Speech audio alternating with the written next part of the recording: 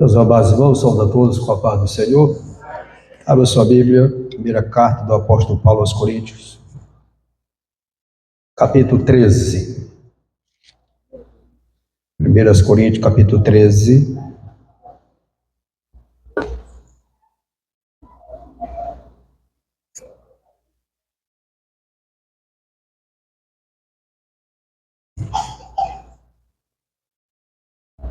Capítulo 13, como se pode dizer amém? Leiamos a palavra do Senhor. Ainda que eu falasse as línguas dos homens e dos anjos e não tivesse amor, seria como metal que soa ou como sino que tine. E ainda que tivesse o dom de profecia e conhecesse todos os mistérios e toda a ciência, e ainda que tivesse toda a fé, de maneira tal que transportasse os montes, e não tivesse amor, nada seria. E ainda que distribuísse toda a minha fortuna para o sustento dos pobres, e ainda que entregasse o meu corpo para ser queimado, e não tivesse amor, nada disso me aproveitaria. O amor é sofredor, é benigno, o amor não é invejoso, o amor não trata com leviandade e não se exalbebece, não se importa com a indecência, não busca os seus interesses, não se irrita, não suspeita mal, não folga com a injustiça, mas folga com a verdade. Tudo sofre, tudo crê, tudo espera, tudo suporta.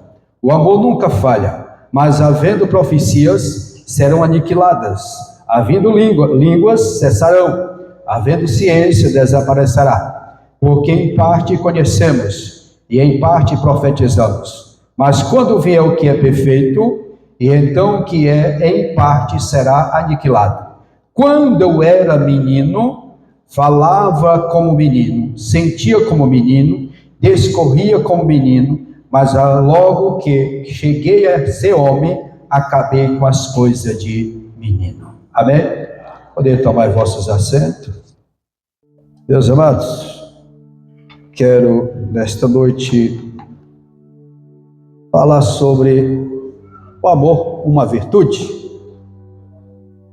O apóstolo Paulo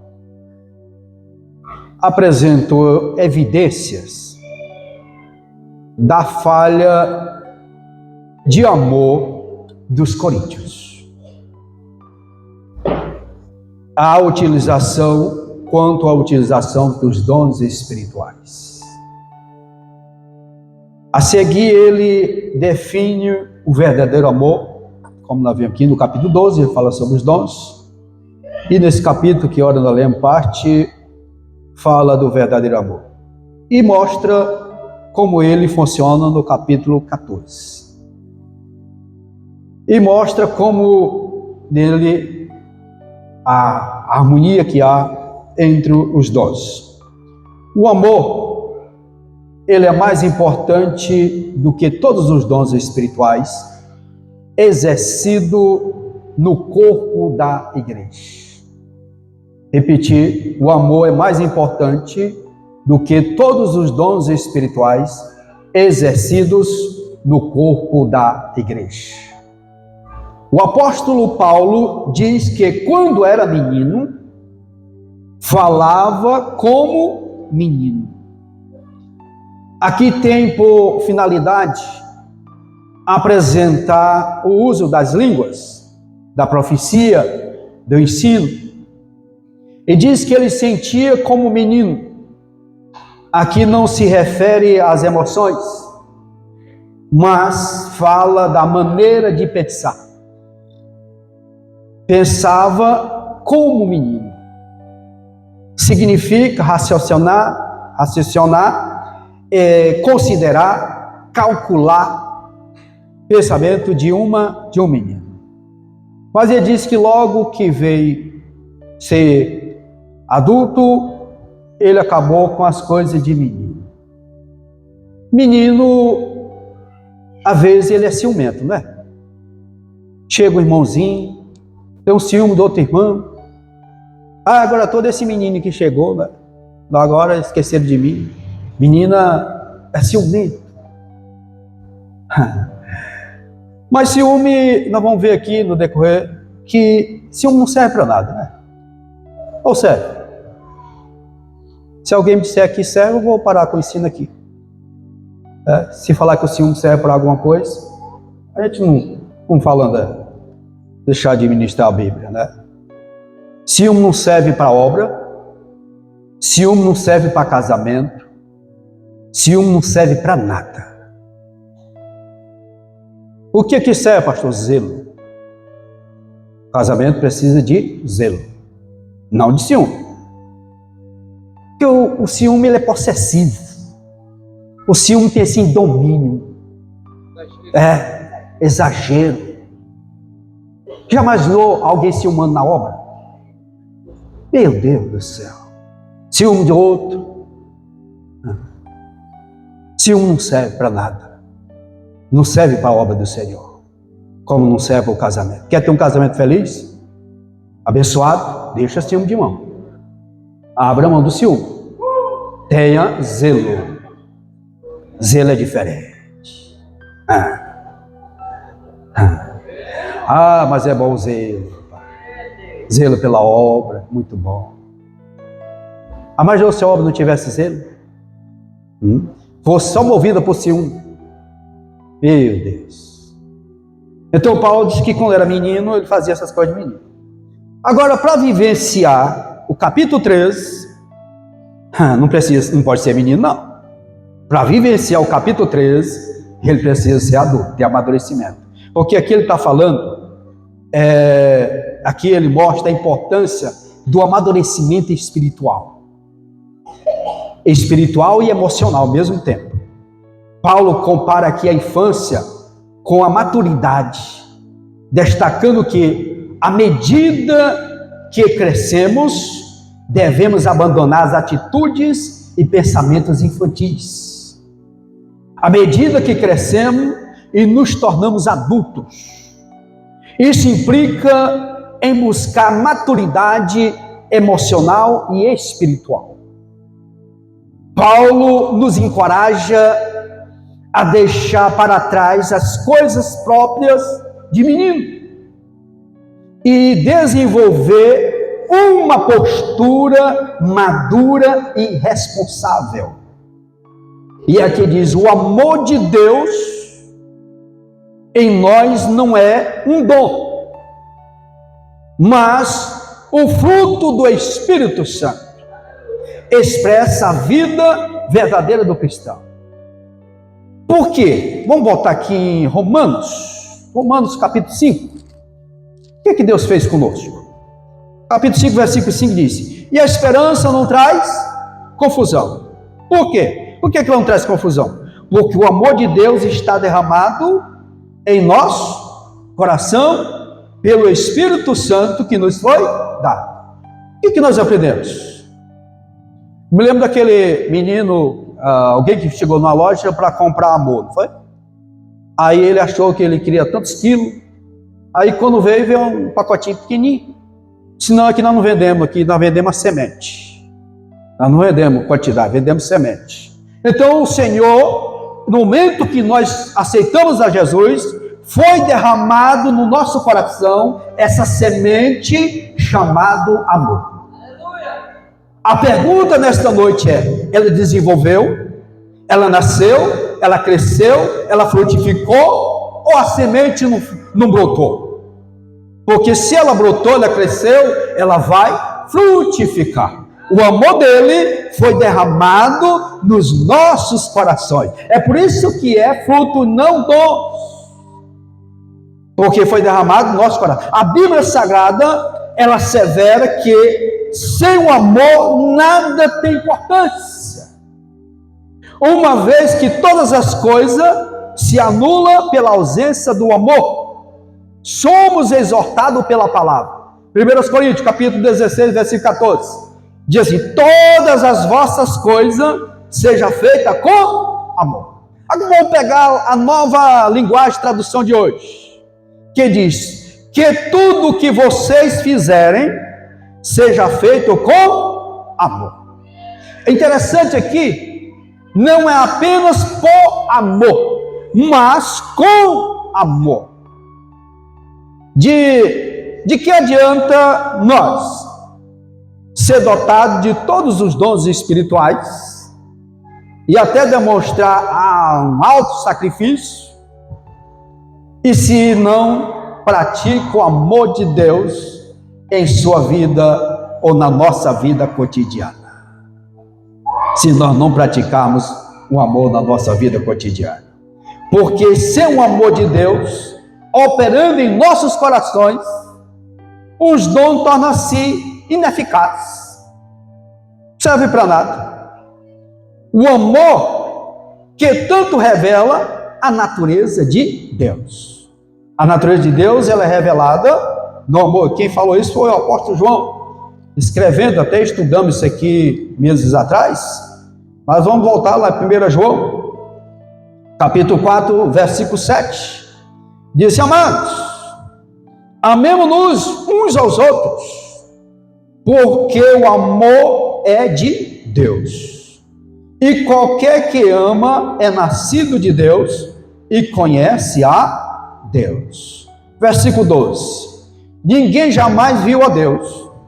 Se nós amamos uns aos outros, Deus está em nós e em nós é perfeito o seu amor. Predomina, e esse amor predominará, melhor dizendo, na glória. Os dons são repartidos em todos os membros do corpo de Cristo, e os dons só servem para cá, quando nós estivermos aqui. Mas o amor, ele é para sempre. A natureza do amor cristão. Enquanto os dons espirituais são aqui temporários, segundo os desígnios de Deus, o amor deve ser constante na vida do crente. Esse amor que tanto revela a natureza de Deus, como nós lemos agora há pouco, predominará na glória. Na glória ele vai permanecer.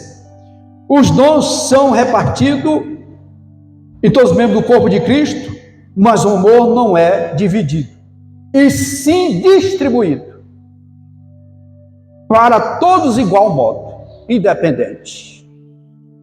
Portanto, quem não ama, aqui o texto deixa bem claro que não estamos praticando o verdadeiro amor. Vamos voltar lá na Epístola de João, capítulo 4, e agora o versículo 8, que diz: aquele que não ama não conhece a Deus, porque Deus, ele é amor. E nós lemos aqui em Romanos que o amor de Deus foi derramado no nosso coração. O versículo 8 diz que Deus provou seu amor para conosco, em que Cristo morreu por nós, sendo nós ainda pecadores. Aqui é a natureza deste amor. Ele está em Deus e ele é distribuído para cada um de nós.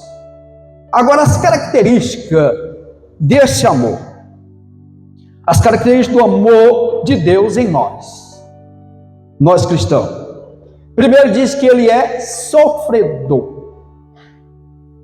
O amor, ele é sofredor. Ele faz com que uma pessoa suporte danos pessoais causado por alguém, sem ressentimento ou retaliação. Quem ama com esse amor caminha uma segunda milha com quem o feriu. Você imaginou você caminhar com alguém que lhe feriu? Andar com ele, junto com ele? Aí ele diz que ele, além de caminhar uma milha, ele oferece outro lado da face. Só lembrando que isso não é lateral, é literal, tá, meus irmãos? Vamos voltar aqui em Mateus, capítulo 5 de Mateus, capítulo 5, versículo 39. 39 diz assim: eu, porém, vos digo que não resistais ao mal, mas se qualquer te bater na face direita, oferece-lhe também a outra. E o que quiser pleitear contigo e tirar-lhe a vestimenta, larga ali também a capa. E se qualquer que lhe obrigar a caminhar 1 milha, vai com ele 2. O que esse texto está dizendo? Se alguém lhe fez o mal, faça o bem. A diferença é exatamente essa. Porque quando Jesus estava trazendo esse ensinamento, ele estava lançando por terra o que era da tabelião, que era dente por dente e olho por olho. E aqui o Senhor disse comigo ao contrário. Por isso que eu digo, Jesus veio na contramão. E ele veio mostrar o outro lado. E é exatamente nós que temos o Espírito Santo derramado nos nossos corações, nós precisamos ter esse cuidado. Que às vezes você só fica calado. Se ouve coisa, mas você fica calado. Por quê? Porque o amor de Deus está no seu coração. Se olha por fraco sacrifício maior que Jesus fez por nós. Quando você olha por sacrifício de Cristo, aquilo que alguém está lhe fazendo é nada. Porque o sacrifício de Cristo me proporcionou ao direito de vida eterna se eu permanecer fiel. Então não tem algo, por mais que alguém venha me ofender, por mais que alguém venha me criticar, por alguma coisa que venha fazer, não se compara o amor que o Senhor ele teve por nós, de dar sua vida por cada um de nós. Nada justifica mais alguém ter ressentimento ou retaliação com alguém, não. Porque o amor do Senhor, ele é incomparável. E este amor, ele está no nosso coração. Se ele brotou, se ele germinou, você sabe perdoar. Aleluia. Segundo, o amor é benigno. É benigno. O amor de Deus em nós vence o mal com o bem. Amai a vossos inimigos e fazer bem aos que vos aborrecem. Pastor, é fácil? Não. É impossível? Também não. Mas é possível.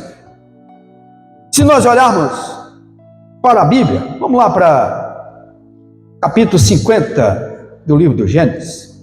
Capítulo 50. Capítulo 50. O versículo 12. 50, o versículo 15, vamos ler o versículo 15, diz: vendo então os irmãos de José, que o seu pai já estava morto, disseram: porventura, nos aborrecerá José, e nos pagará certamente todo o mal que lhe fizemos? Portanto, enviar a José, dizendo: teu pai mandou antes da sua morte, dizendo. Aí ele vai e escreve aqui, até o versículo 21, o que o pai dele tinha falado. Mas aqui, ele estava com medo de José vingar o que eles fizeram com ele. Que eles haviam lançado José na cova, eles haviam vendido José, e agora, quando ele encontra com José, ele imaginou que José agora disse: agora o papai morreu, disse: agora eles vão me pagar. Não. E José, ele já havia perdoado. José não guardou ressentimento. Quando ele mandaram essa recomendação, essa carta para José, que seu pai havia falado, ele disse: agora, pois, não temais, eu vos sustentarei. Olha o que José responde no versículo 21. Sustentarei a vós e aos vossos meninos. Assim os consolou e falou segundo o coração deles. Aí ele estava angustiado, porque ele imaginava que José iria vingar. Não, porque José, ele não pagava o mal com o mal, ele pagava com o bem. Aí diz que o amor não é invejoso. Quem ama, tendo o amor de Deus, nunca age por ciúmes, não alimenta a má vontade, não tem malícia ou mau humor. Se brincar, até briga, né? Infelizmente, há cristão que acalenta a rivalidade ou coisa insignificante em relação aos irmãos na fé. Tem outros, às vezes, colocam uma combustãozinha, né? E aí, em vez de apagar, faz aumentar. E então, inveja não é de Deus. Você ter algo igual de alguém, semelhante, isso não é inveja, é bom gosto.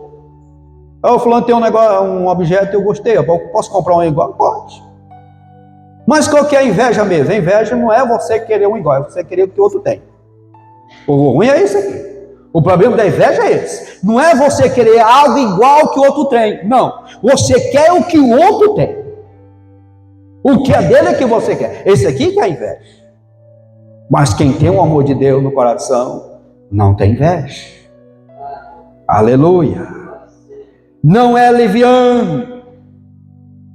Não julga ou procede precipitadamente. Quem ama com amor do Espírito, nunca ostenta as suas próprias virtudes, chamando a atenção para si, mas sempre procura fazer o possível do seu semelhante e atribui toda a glória a Cristo. Esse amor do Espírito Santo, sabe aqui na carta aos Colossenses, capítulo 1, versículo 18. E ele é o cabeça do corpo da igreja, e o princípio e o primogênito dentre os mortos, para que tudo tenha a presciência. Então tudo é para a glória do Senhor Jesus. Tudo o que ele faz é contribuindo para o bem-estar do próximo. Também não é soberbo. O amor não é orgulhoso.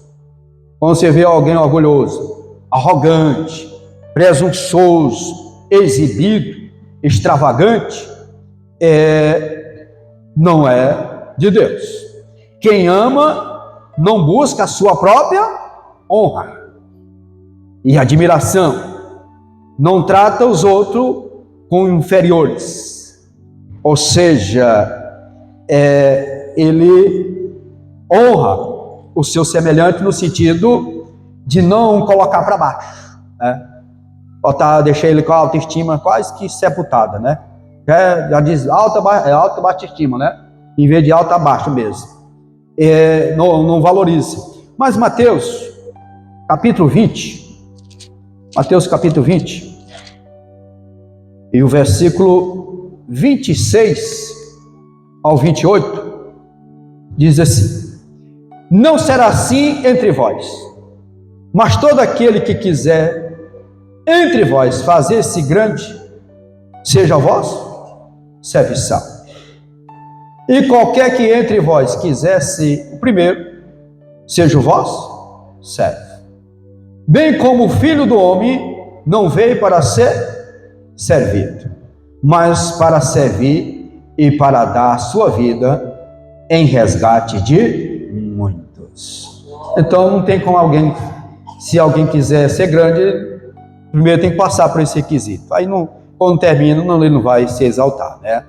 E nem faz alarde da sua humildade. Eu sou humilde. Falei 15 dias atrás que humildade não se propaganda, né? Eu não posso fazer propaganda de que sou humilde.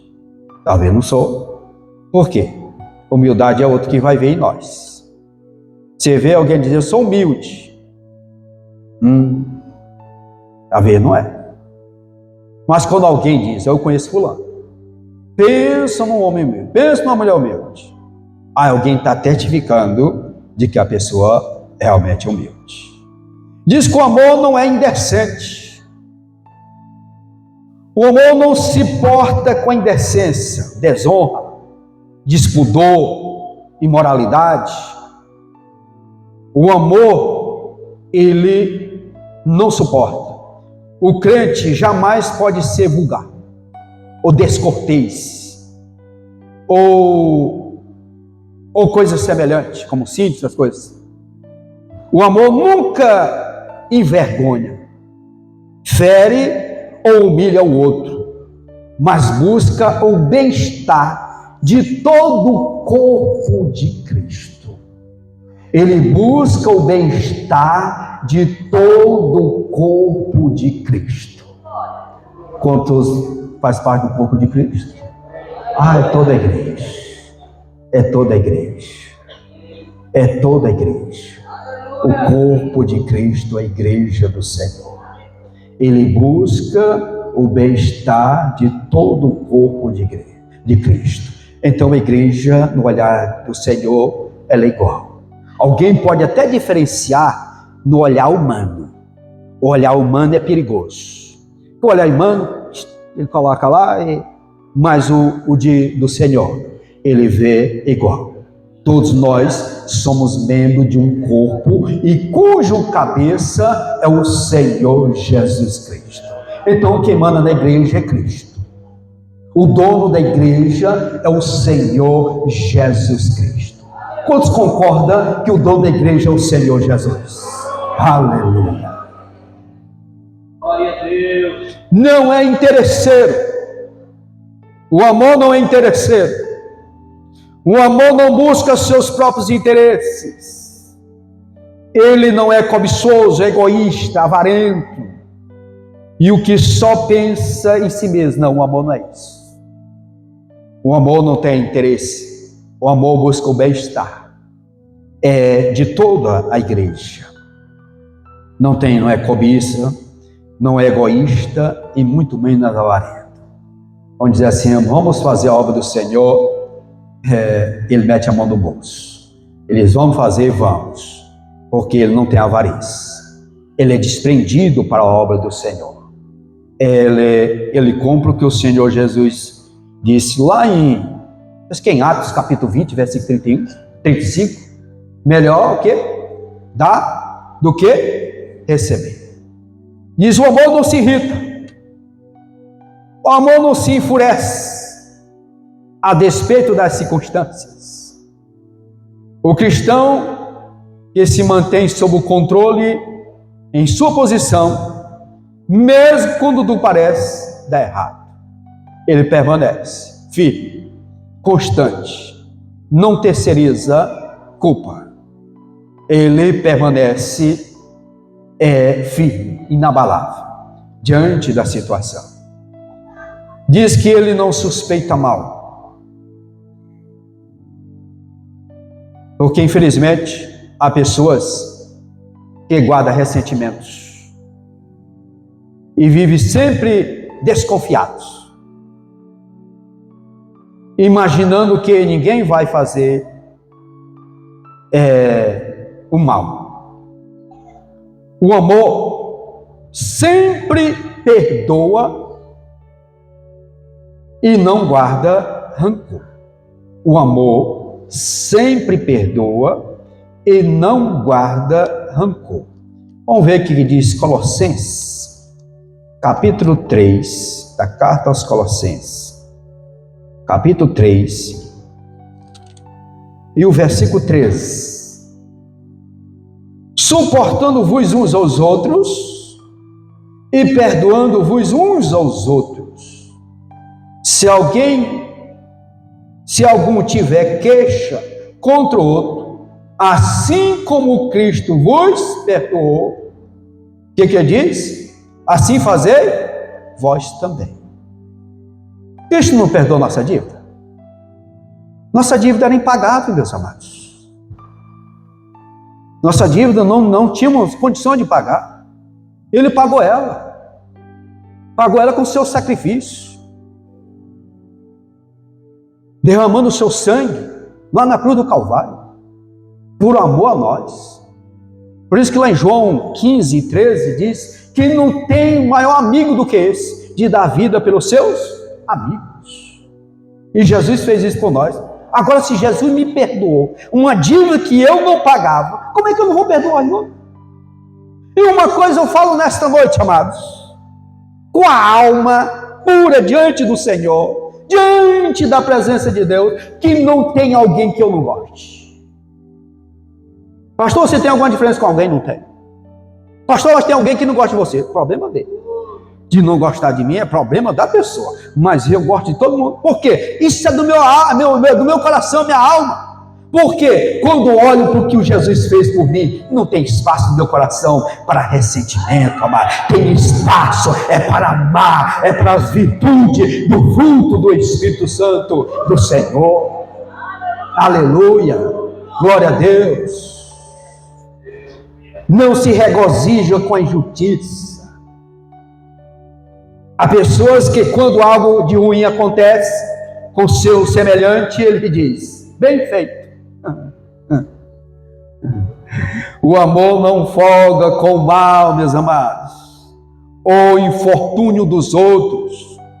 Ele está fazendo isso porque ele está pagando o preço.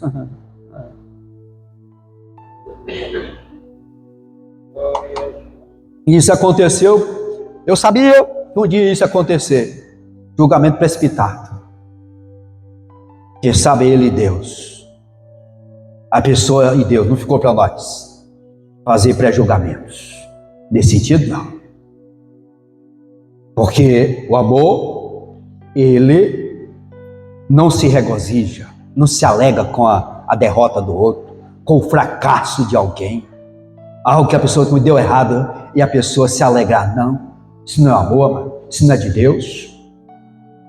Você ora para o bem-estar do seu próximo, de ver ele bem sucedido, se alegrar naquele culto de ação de graças, pela bênção recebida, casando bonito, foi lá aqui, ó, dedicando ao Senhor. Quem não se alegra, bota um defeito. Isso aqui, se tivesse feito desse jeito, tinha ficado bom. Mas faltou isso aqui, esse detalhe aqui. Isso é de quem não se alegra, mas com que ela parabeniza. Meu amado, estou feliz. A tua alegria é a minha alegria, a tua vitória é a minha vitória.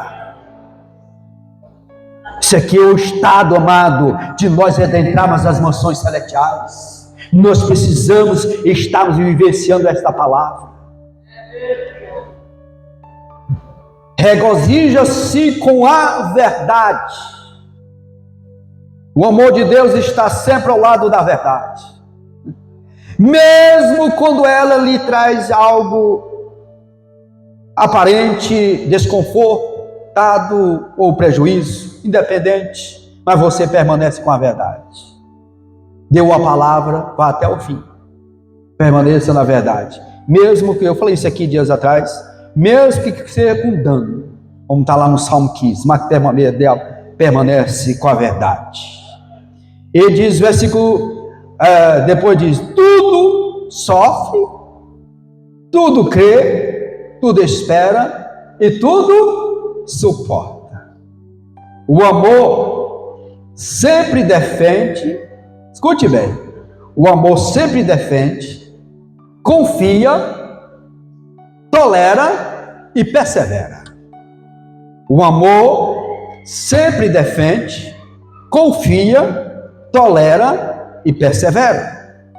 O amor, ele é obediente, fiel e esperançoso. Aleluia. Quanto amor é maravilhoso, amado. É por isso que as virtudes do fruto do Espírito são 9. Mas ali o amor está como principal. Porque o amor, ele liga todos os demais. Todas as demais virtudes do fruto do Espírito são 9. Mas o amor está ali.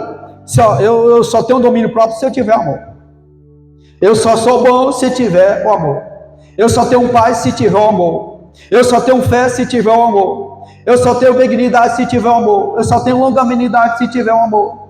Porque tudo está ligado sobre ele. O alcance do amor de Cristo. O amor de Deus para com os homens. A Bíblia afirma que Deus nos amou sem reservas. Com amor sacrificial. É o João 3,16. Porque Deus amou o mundo de tal maneira que deu seu Filho unigênito para que todo aquele que nele crê não pereça, mas tenha a vida eterna. O verbo amar aqui está intrinsecamente ligado ao verbo dar. Dar de si. Ele é esforçar, buscar, renunciar para o bem deste amor. E esse maior verbo foi o Senhor que fez, foi nos dar o seu Filho, Jesus Cristo. O amor do homem para com Deus. Por que devemos amar Deus? Amar a Deus, ele é um mandamento. Se diligentemente obedecerdes os meus mandamentos, que hoje vos ordeno, e de amar o Senhor vosso Deus. Amará, pois, o Senhor teu Deus de todo coração. Nós vimos isso lá em Deuteronômio capítulo 6, versículo 5. Depois, se for olhar o capítulo 11, versículo 1, vai falar deste amor. Deus requer de nós um amor exclusivo. Nesse aqui, Deus, ele quer o amor exclusivo. Não terá outro Deus diante de mim. Ele não divide. Agora nós sabemos que tem amor a todas as coisas. O amor de Deus, em primeiro lugar. Aí vem o amor conjugal, vem o amor de pai para com os filhos, de filho para com os pais, para com os parentes, irmãos, cada um tipo de amor. A pessoa literalmente pega aquele texto que diz: deixará o homem seu pai e sua mãe e unirá a sua esposa. Ele não vai deixar de amar. Ele vai continuar amando, porque tem um amor na vida conjugal e tem um amor para com os filhos. Há quem tem pessoas que amam mais os filhos do que o esposo. Filho daqui um dia vai embora, depois fica só o casal. Mas é um amor diferenciado. É um amor diferenciado. Amor de filho é uma coisa, amor de conjunto é outra. Amor até com a sogra, não tem? Tem. Amar Deus com toda a essência do seu ser. Foi o que nós vemos aqui em Deuteronômio 6,5. Amar Deus com amor retributivo. Amar Deus com amor retributivo. Vamos ver lá em 1 João. Vamos voltar lá novamente. 1 João, capítulo 4, versículo 19. Nós o amamos porque ele nos amou primeiro. Nós o amamos porque ele nos amou primeiro. Ele provou esse amor para conosco. Quando nós lemos aqui, já citamos aqui João 3,16. Quem ama a Deus, guarda os seus mandamentos. Vamos ver aqui, diz João 15. João 15 e 10. Se guardardes os meus mandamentos, permanecereis no meu amor. Do mesmo modo que eu tenho guardado os mandamentos de meu Pai e permaneço no seu amor. Aqui a palavra de Deus no nosso coração,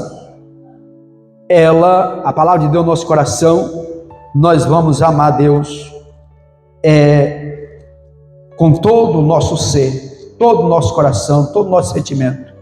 E ainda João, primeira epístola, João capítulo 5, primeira epístola, 5 e 3 diz assim: porque este é o amor de Deus, que guardemos os seus mandamentos, e os seus mandamentos não são pesados. Quem ama a Deus, ama o seu irmão. Nós já vimos aqui João 4, e vamos voltar aqui novamente. João, por isso que ele é considerado o apóstolo do amor, porque o Senhor revelou a ele a transformação que Deus fez na vida dele. Porque antes ele e o irmão dele era conhecido como filho do trovão. Senhor, quer que nós manda fogo aqui, destrói aqui Samaria? E o Senhor disse: não vim para destruir não, pode tentar. E aí agora, o que a palavra de Deus faz? Andar com Jesus tem transformação, amados. Andar com Jesus tem mudança. Se alguém não foi transformado, porque a gente está andando longe de Jesus, mas procura andar perto dele, que é transformado. Olha que diz João 4, 20 e 21. Se alguém diz: eu amo a Deus, e aborrece o seu irmão, é mentiroso. Pois quem não ama o seu irmão, ao qual viu, como pode amar Deus que não viu? E dele temos este mandamento: quem ama a Deus, ame também o seu irmão. Aleluia. O amor do homem para com o próximo O nosso amor ao próximo é um mandamento divino através de toda a Bíblia. Está lá em Levítico 19, 18. Está lá em Romanos 3 e o versículo 8 e 9. Romanos 13, 8 e 9 diz: a ninguém devais coisa alguma, a não ser o amor, com que vos ameis uns aos outros, porque quem ama os outros, cumpre a lei de... Agora vamos ver qual que é a lei. Qual que é a lei do Senhor? A lei dele é o amor. A lei do Senhor, ela é o amor. O versículo 9 diz: com efeito, não adulterarás, não matarás, não furtarás, não dirá falso testemunho, não cobiçará. E se algum outro mandamento, tudo nesta palavra se cumpre: amará o teu próximo como a ti mesmo. Aí, como é que está o amor de você por si mesmo? Você se ama? Você ama você mesmo? Você olha no espelho e diz: eu me amo. Amo o próximo também. Aqui é a palavra do Senhor. E a lei do Senhor é o amor. A lei dele é o amor. Sempre devemos ter a obrigação de amar o nosso semelhante. Todavia, quem é meu próximo? Esta pergunta foi feita a Jesus. Por quem? Por um doutor da lei. Alguém que conhecia. Aí Jesus cita aquela história ali daquele malfeitor que caiu à beira do caminho, descendo para Jericó. Passou um levita, passou um sacerdote, passaram de passar lá, passou lá, e não deu a mínima para quem estava caído. Mas que passou um samaritano, e aí cuidou dele, levou ele, curou os ferimentos, e o Senhor procurou quem desse foi o próximo. E eles tiveram que responder: tinha sido o samaritano, aquele que fez o bem. Então, o próximo é independente. Qualquer um, nós podemos fazer o bem. Jesus, ele diz: o mestre fez com que aquele homem refletisse sobre a história e respondesse para si mesmo a sua indagação. Qual, pois, destes três te parece que foi o próximo daquele que caiu nas mãos dos salteadores? E aí eles tiveram que responder. O amor, meus amados, portanto, é a virtude suprema do crente. Mas isso não significa que ele substitui os dons. Ele é o caminho excelente para o exercício dos dons. Tá? Você vai exercitar os dons com o amor. Os dons são ferramentas que o Senhor nos dá para ser usado. Ele nos usa com os dons. Eu não tenho dons. Eles são do Senhor. Mas Ele pode me usar. É dele. Mas eu preciso usar eles com amor. É o que faltava na igreja de Corinto. A igreja tinha todos os dons, mas estava uma bagunça terrível. Aí Paulo vai escrever o capítulo 13 para mostrar a excelência do amor. Por isso que esse capítulo é o capítulo do amor, a excelência do amor. E aí ele vai dizer para quê? Quando chega no capítulo 14, aí você vê lá tudo organizado. Ele é o caminho mais excelente para o exercício dos dons. O amor não é um dom espiritual, mas a principal virtude de um cristão é o amor. Porque a pessoa fala muito em caridade, fala. Pastor, é a mesma coisa? Sim, mas a caridade, quando nós vemos a caridade, é o amor na prática. É o exercício dele. É você exercitando o amor. Aí sim, aí entra a caridade. Que a pessoa é bonita esse nome, caridade, né? Mas ela é exercida. Ela é colocada em prática. Então o amor, quando Paulo falou aqui, aí quando chega no versículo 12, diz: por agora vemos por espelho enigmas, mas então veremos face a face. Agora conheço em parte, mas então conhecereis como também sou conhecido. Aí o versículo 13. Agora, pois, permanece a fé e a esperança e o amor. Nós estamos vivendo, nós precisamos dessas três. Nós precisamos de fé e precisamos da esperança. A esperança é a que nós aguardamos. E a nossa esperança, ela é viva. Qual a esperança da igreja? A vinda do Senhor Jesus para buscar a sua igreja. Essa é a nossa esperança. E como nós esperamos? Pela fé. Você vê que nós somos associados. Como é que eu vou esperar algo sem fé? Eu espero porque tenho fé. E eu tenho fé que ela vai chegar um momento. Ou coletivo ou individualmente. Aí ele diz, a fé, nós só precisamos aqui nessa terra.